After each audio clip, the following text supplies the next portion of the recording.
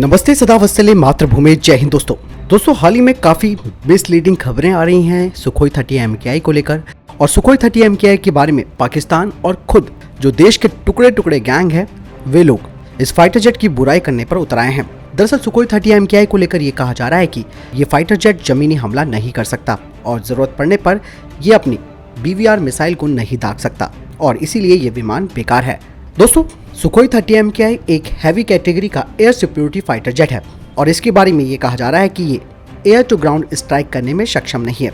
मैं आपको बताना चाहूंगा कि एयर सिक्योरिटी वाला जो फाइटर जेट होता है उसे दुश्मन के हवाई क्षेत्र में प्रवेश करने और उनके नियंत्रण पर कब्जा करने के लिए डिजाइन किया जाता है।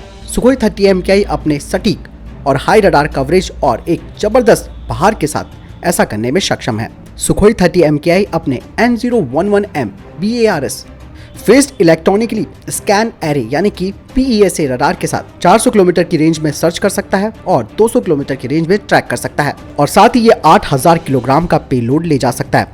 इसके अलावा एक प्रभावशाली ईंधन क्षमता के कारण ये 3000 किलोमीटर तक जा सकता है और अगर जरूरत पड़ती है तो बड़ी रिफ्यूलिंग सुविधा से, जिसमें कि हम IL-78 जैसे ईंधन भरने वाले टैंकरों का इस्तेमाल करते हैं, या फिर सुखोई 30 MKI से हवा में ईंधन भरने का कार्य किया जा सकता है। हालांकि जो ये तथ्य है कि सुखोई 30 MKI जमीन पर हमला नहीं कर सकता, लेकिन आप इन तस्वीरों को देख सकते हैं जो आपको पूरी बातें क्लियर कर देंगी। और इन तस्वीरों में आप देख सकते हैं कि जमीनी हमला करने में सुखोई 30 किस तरीके से अपने काम को अंजाम दे सकता है। एक्चुअली दोस्तों ये बात पाकिस्तान की तरफ से भी उठाई गई कि भारत ने 27 फरवरी वाले दिन सुखोई 30 MKI से BVRAM को क्यों नहीं दागा, जिसके पीछे का कारण आपको जानना जरूरी है। दरअसल 27 फरवरी के दिन जब पाकिस्तान ने अपने F-16 विमानों को भारत के खिलाफ भेजा था, उस दौरान F-16 30,000 या 35,000 फीट की ऊंचाई पर था, जबकि सुखोई 30 MKI 16,000 फीट पर था। और इसीलिए F-16 ने अपनी AMRAAM से सुखोई 30 MKI को लॉक और टारगेट कर दिया, जिसका मतलब ये था कि जो F-16 विमान था वो उच्च ऊंचाई पर था और उसकी हाई रेंज थी और सुखोई 30 MKI कम ऊंचाई पर था और इसीलिए वो F-16 को लॉक और लक्षित नहीं कर सकता था, क्योंकि कम ऊंचाई का मतलब होता है कम रेंज।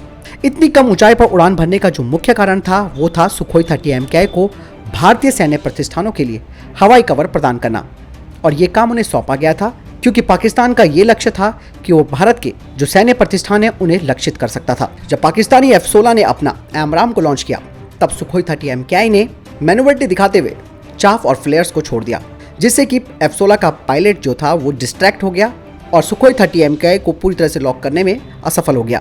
दरअसल सुखोई 30 MKI के पायलट दुश्मन के लड़ाकू विमान से आने वाली AMRAAM की अनदेखी करने का जोखिम नहीं उठा सकते थे, क्योंकि Su-30 भारतीय एयरफोर्स का सबसे महत्वपूर्ण संपत्ति है। इसीलिए पायलट की ये जिम्मेदारी थी कि इस फाइटर जेट की रक्षा करना, और इसीलिए सुखोई 30 MKI ने अपनी वास्तविक क्षमता को दिखाया नहीं और यही वजह रही कि पाकिस्तान के AMRAAM मिसाइल को वो सफलतापूर्वक चकमा दे पाया। सुखोई 30 MKI में कई तरीके की मिसाइलें लगी हैं, जिनकी रेंज 80 से 100 किलोमीटर के बीच भी है।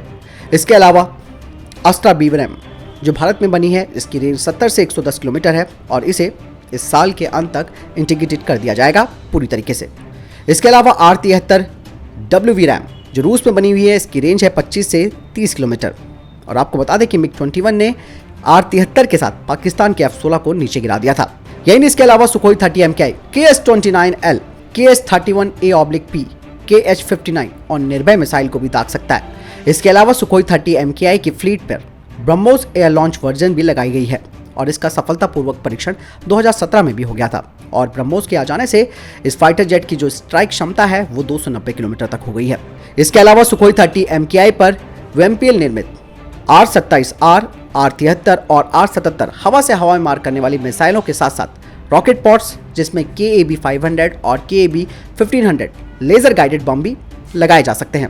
सुखोई 30 MKI को DRDO के द्वारा स्वदेशी रूप से विकसित किए गए तरंग रडार वार्निंग रिसीवर से भी लैस किया जा चुका है और इस विमान में चैफ और फ्लेयर डिस्पेंसर्स और एक्टिव जैमर्स भी लगे हैं। भारतीय वायुसेना का नया स्क्वाड्रन, जिसे 222 स्क्वाड्रन यानी कि टाइगर शार्क के रूप में जाना जाता है, और ये भारत के दक्षिणी भाग में इंडियन एयरफोर्स के तंजौर एयरबेस पर खड़ा किया गया है। नए स्क्वाड्रन के लड़ाकू जेट ब्रह्मोस सुपरसोनिक क्रूज मिसाइलें ले जा सकते हैं। भारत ने सुखोई 30 MKI फाइटर जेट की स्वदेशी रूप से ओवरहॉलिंग करने की क्षमता भी हासिल की है।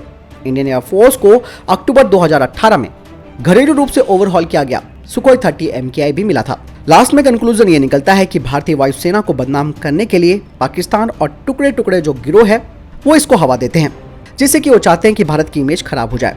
और ऐसे में हम ये कह सकते हैं कि हाथी जब चलता है तो गली के सारे कुत्ते भौंकने लगते हैं। ये उनका स्वभाव है और हाथी इसे जानते हैं, बस हाथी इसे नज़रअंदाज करता चलता है। हालांकि पाकिस्तान ने अमेरिका की बात को नज़रअंदाज करते हुए F-16 विमानों का इस्तेमाल किया, लेकिन अभी तक अमेरिका ने उसके ऊपर कोई कार्रवाई नहीं की है। तो आप समझ सकते हैं कि किस तरीके से सुखोई 30 MKI एक एयर सिक्योरिटी वाला विमान है और ज़बरदस्त क्षमताओं के साथ आता है। तो दोस्तों, आपको क्या लगता है सुखोई 30 MKI के बारे में? कमेंट सेक्शन में लिखकर जरूर बताएं। और कि जो लोग बदनाम करते हैं और भारतीय एयरफोर्स की इमेज खराब करते हैं, इनके बारे में आपका क्या कहना है? कमेंट सेक्शन में लिखकर जरूर बताएं। मिलता हूं नई वीडियो के साथ, ख्याल रखिएगा अपना। नमस्कार, जय हिंद, वंदे मातरम।